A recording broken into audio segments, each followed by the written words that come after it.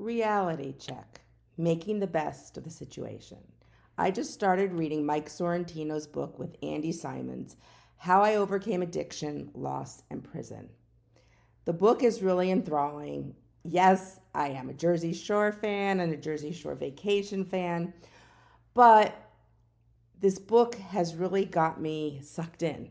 And the way I love is how he started it. If you've ever watched Mike the Situation, Sorrentino on the Jersey Shore, he has all these quotes and he's made shirts out of the quotes, and people use a lot of the quotes in their daily lives. So he starts the book out with 33 of his inspirational quotes, the quotes that he uses. I mean, how clever is that? So check it out. It's Mike Sorrentino's Reality Check, Making the Best of the Situation. This is the Fiery Redhead here from Wide Open Spaces with Elise, a podcast. This is episode number 145. Everyone has a book in them. I was a recreational therapist. I worked in psychiatric hospitals and outpatient facilities with all different types of mental health issues. This podcast is about you, growing, evolving. So let's pop in our earbuds and let's evolve together. I think Mike Sorrentino's book has really struck a chord with me, not because I'm recovering from addiction, but because I worked with dual diagnosis patients, meaning mental health issues and chemical dependency, or just chemical dependency issues. And when I worked in this field with my clients, it was a revolving door. It was the same people we would see over and over because they would relapse. Addiction is such a tough disease, a tough illness that you live with the rest of your life, even if you're sober and clean, each day, one day at a time. That's where one day at a time really came from. And so I think his book struck a chord with me because I've worked with people like Mike, but Mike, in his current life, is a success story. He is not that revolving door client of mine. He works on it every day as you read the book. Check it out. If you've had someone in your life who has struggled with addiction, or you yourself has struggled with addiction, or you just like watching the Jersey Shore, it really gives you an insight because we watched him on TV go through this, but this is the behind the scenes. And it's really interesting to see how he's been able to keep his head above water.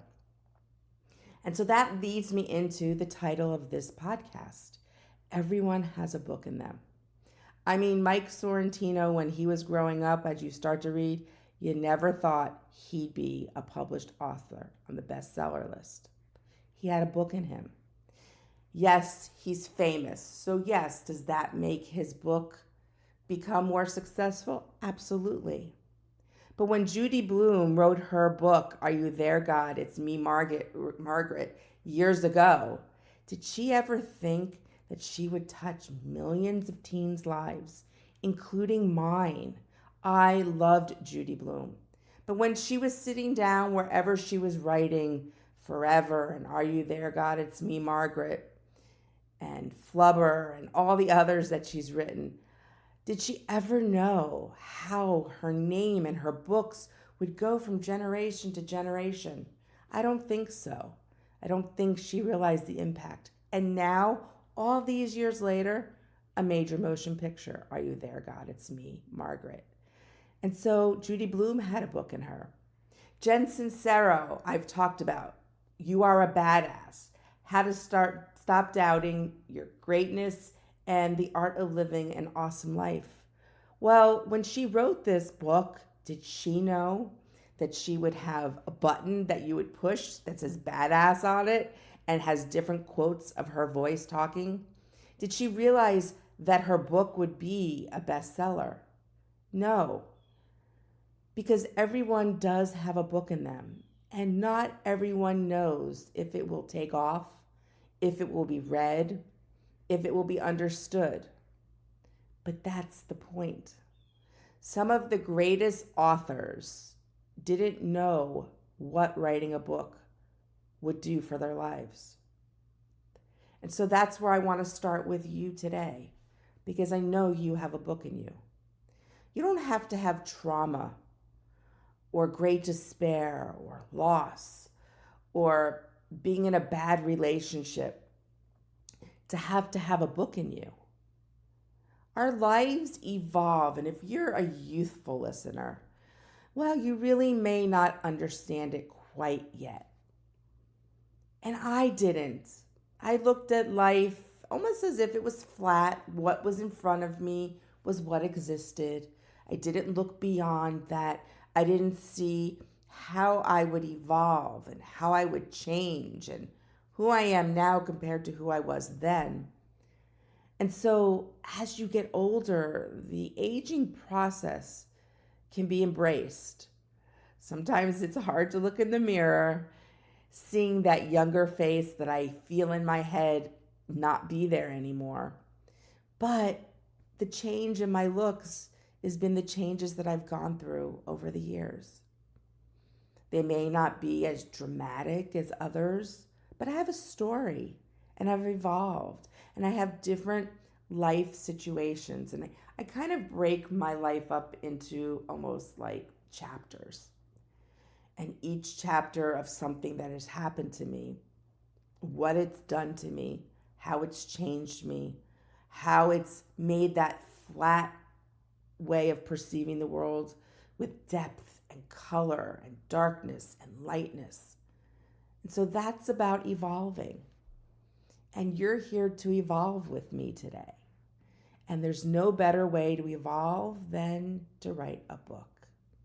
Now, let me say this first. Just because you write a book doesn't mean you have to go get it published. That's not what I mean when I say everyone has a book in them.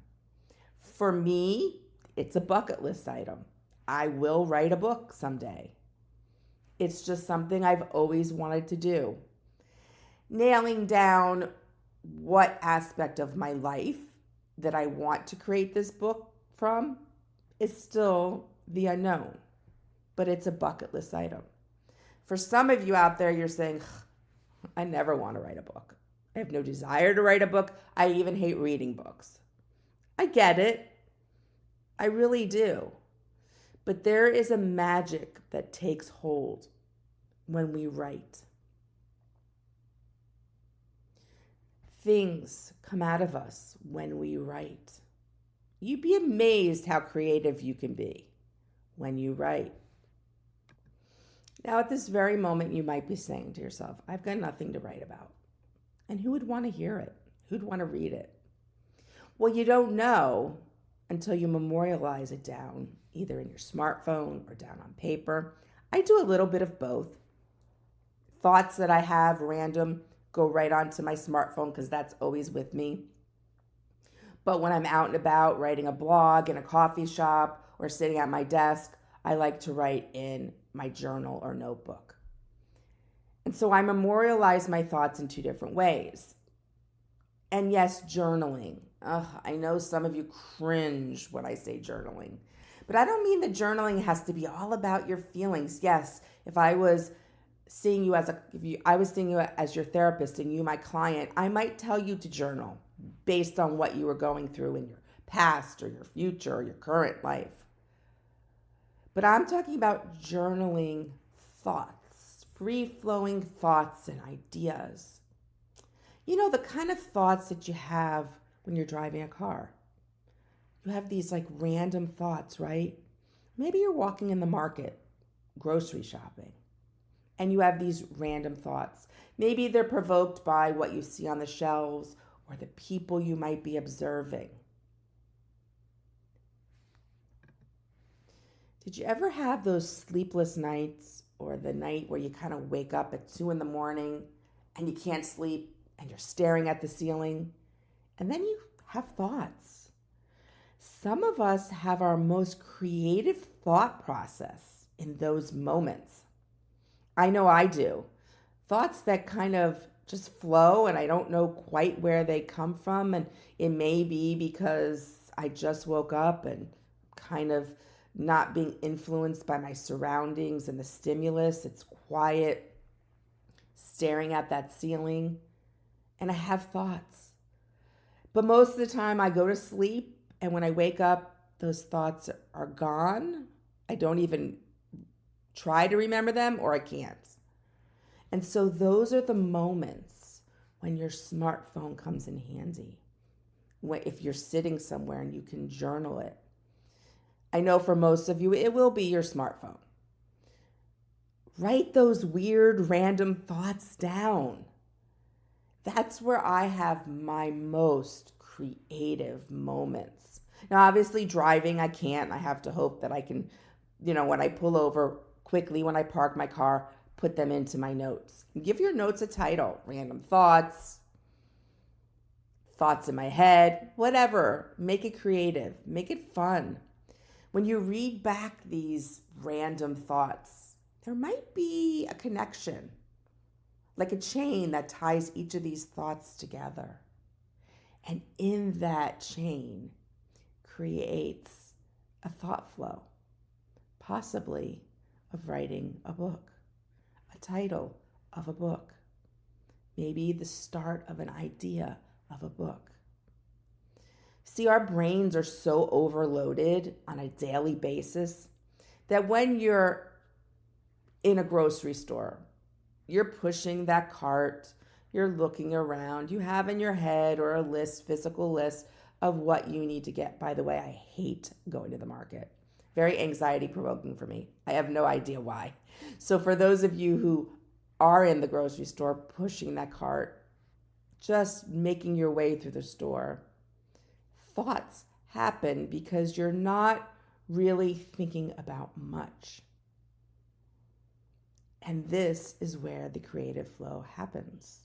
When you're driving that car, when you're taking a walk somewhere, maybe you walk to work, and in those moments, there's these random thoughts or people. For me, I love watching people. My interactions with people create a lot of my thought process and what I actually talk about in these podcasts.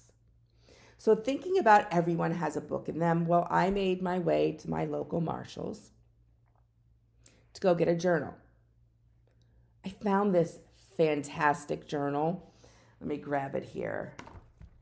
I want to give her credit. It's by Thomas & Coco, and it's Thomasina Kamika, the creator of Thomas & Coco. She's a Canadian-born designer. She finds great joy in utilizing the power of words to create positivity for herself and for others, and her products do this. Her celebrity messages are themes of self-love and self-confidence. So this is Thomasina Kamika. So the journal that I grabbed, this is what it says on the front. She is extraordinary. She is creative. She is intelligent. She is phenomenal. She is confident. She is kind. She is important. She is magical. She is authentic. She is amazing. I am she. She is me. Oh my God. As I'm standing there looking at these journals, I mean, I didn't need a journal really. I have a few, but I had to grab this. And as I'm standing there so excited that this is like a find, this younger person is next to me and she goes, "Oh my God, that's fantastic. I'm going to buy two. One for myself, and I'm here to buy a gift for somebody." And I said, it truly is a find to find a journal that has all of this positive, affirming, self-love statements on it. That every day when whoever uses this journal opens it up, this is what they're faced with, these positive affirmations. I am she and she is me. Fantastic. And you can put he or they, it doesn't matter as you look at it. If you are a they is extraordinary, they is creative. Cover up the word she and put that. So this was going to get a journal at my local Marshalls. And this interaction happened. And I loved it because someone was there for themselves and for someone else with no intentions of necessarily going to get a journal and sees this. And then the thought process begins. The spark is there to journal. Okay, let's move on. Everyone has a book in them. I started this campaign because I want people to realize that whether their story is just for their eyes or to share with others, we all have a story, and each of our stories are just as important as anybody else's. And if your story is a story that others will read, well, if you touch just one person, your goal is accomplished. I always say that with this podcast. I mean, I'm sitting in an office in a house by myself. No one's home but me and my dog, Ireland. And I'm at the desk with a microphone in front of my face and a computer. And I'm talking into the ether. I don't know if anybody's ever going to listen to me. I can look at my analytics. I can see how many downloads there are. Some weeks are greater than others. But as I talk into this microphone, I have no idea who's going to listen to me. But if I get just one download, one person to listen, goal accomplished. And so that's the way you should go into jotting down your thoughts, journaling, or intently sitting down to write a book. Don't think of it as, well, I'm writing this book and I want to be on the New York bestseller list. I want to make thousands of dollars off this book. Well, yes, that would be very nice. And if I wrote a book, I would love that. But the purpose of the book is the message. What's your message? Maybe you had your own rom-com in your life and you want to write about that story in a creative fashion. Maybe you've had tragedy in your life and struggles, and you have overcome a lot and you want to share how you've overcome this. Maybe you were someone who was very weak and shy, social anxiety, and have learned and grown and practiced how to work through those issues, and you want to share that knowledge. Maybe you're a J.K. Rowling's who's just so creative and has always had this fantasy story inside of you that you want to put down on paper to create this mythical fantasy type story. Maybe you're an architect. Maybe you're a doctor. Maybe you're a sportscaster. Maybe you're a teacher. Maybe you're an office assistant. You all have a knowledge base of what you do. And the years and the time that you've done this, you create knowledge and wisdom and learning that you can share with others, whatever topic it may be. When I say architecture, there's many books on architecture. Maybe you are a photographer and you take great pictures, but you've never really, other than on your disc, on your phone or your camera, have you memorialized them. Maybe create a book of your artwork, of your photos, with narration of the story behind this. Maybe you're a mom who's watched the dynamics of other moms as your kids have grown up and the pressure of social media and having your kids in every sport and every dance and every theater and every tutoring. And then when they're in elementary school, what college are they going to go to? You see all these dynamics. You might see dynamics different based on wealth, color of someone's skin, their religion. All these things that you absorb and take in can create a book. It's your knowledge base. My knowledge base, well, it consists of many things.